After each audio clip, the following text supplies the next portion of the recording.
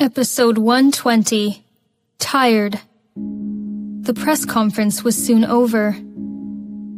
Captain Robinson, Nola Robinson, and the relatives all went back home.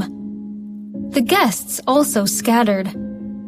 Jackson Roberts, Mary Parker, Drake Howard, and Miranda Young stayed, sitting down with Jake and Serena in a private room. Miranda, help Drake find the Australian hotel that we stayed at, and get the footage of the surveillance camera during that time. Yes, sir. Drake, help me get the flight information that day. Okay. Jackson, polygraph, right? I got it.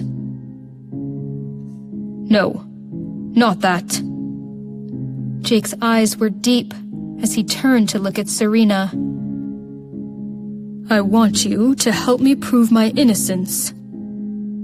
My wife does not seem to believe me. Is that right? Serena heard him and felt a bit guilty. Was it true that she did not believe him? She wanted to, but Lila Cox did not seem like she was lying. Jeez, Jackson exclaimed. Since when does Jake Robinson care about what other people think? You did not ask me to prove your innocence when people guessed that you were either gay or impotent.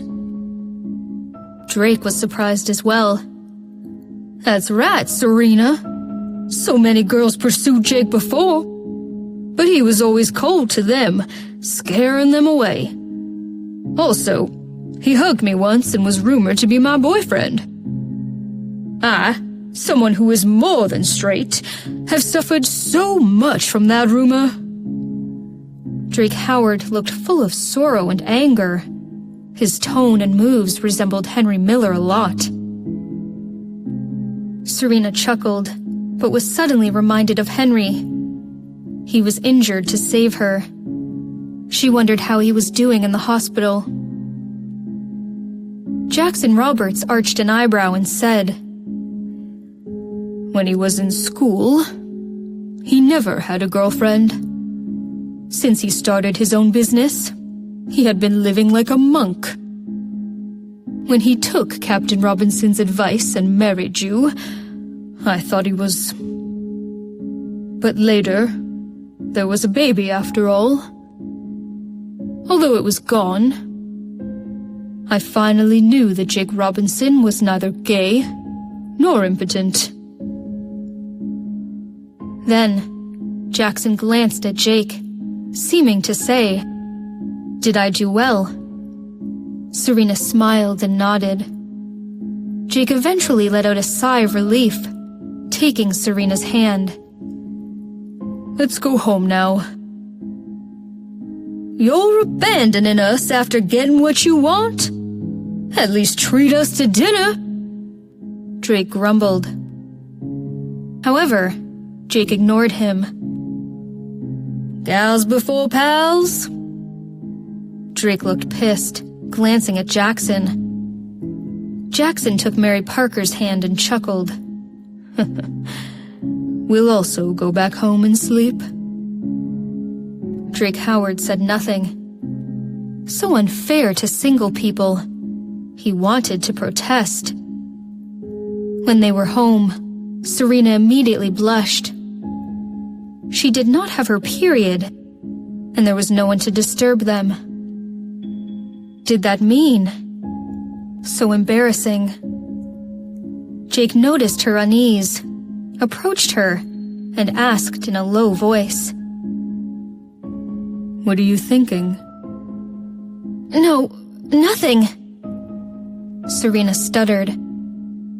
Seeing the teasing smile on his face, she blushed. Pushing him into the restroom, she said, "Have a shower first." Jake did not go into the bathroom. Pushing her against the door, he said with a hint of a smile, "And after the shower?" After. Serena blushed even more, pushing him harder. shower first." Jake chuckled and said seriously, "Yes, ma'am." In the bathroom, hearing the sound of the shower, Serena could not help feeling nervous. Deep breath. Inhaling. Exhaling. When Jake came out, he only had a towel around his waist. It was his habit, and he never dried himself too well. His curled black hair was still dripping, and his bronze skin was gleaming seductively under the warm lighting. So hot.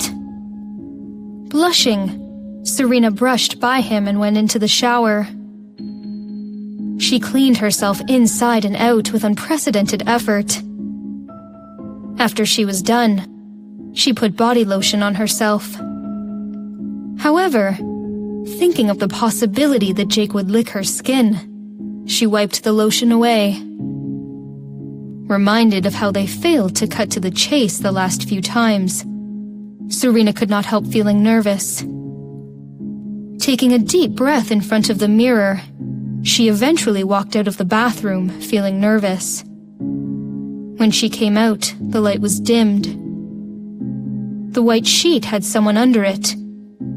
It was Jake. "Okay, calm down." Serena carefully lifted the comforter and lay down. However, she found Jake had fallen asleep. Well, Serena suddenly had a feeling that she had made a lot of effort in vain. He fell asleep after all she had done. She reached out an arm and put it on his waist. Jake had already put on a silk robe. Through the thin layer of fabric, she could clearly feel his bulging muscles. Jake had his eyes closed, breathing evenly, sleeping sound. Reminded of the shadows under his eyes when he just came back from Russia, Serena knew that he must have been tired out. Staring at his face, Serena was enchanted by how dark his eyebrows and eyelashes were. So hot. With that thought, Serena gradually fell asleep herself. Maybe it was because Jake's body was warm, but Serena subconsciously moved close to him. In the middle of the night, Jake was woken up by her moves. Seeing that she was sleeping like a baby, he smiled and took her in his arms, cuddling her until the next morning. The press conference was very effective. All of Austin and even the whole country learned who Serena was. However, all kinds of rumors were spread together with the name of Serena, such as the relationship between Lila Cox and Jake Robinson, the relationship between the Cox family and the Robinson family, and the relationship between Serena and Travis Green. Rong Anna never liked to read newspapers during breakfast, but when she saw the headline and photo, she was drawn to it. Taking the newspaper, Rong Anna read the headline out loud. "Breaking news. Renowned pianist Travis Green is Jake Robinson's father-in-law?" The photo was of Travis and Serena at the party. They were standing apart from each other, but Travis clearly had a fatherly look in his eyes. Hearing footsteps, Rong Anna took a bite of her sandwich and looked at the woman coming downstairs.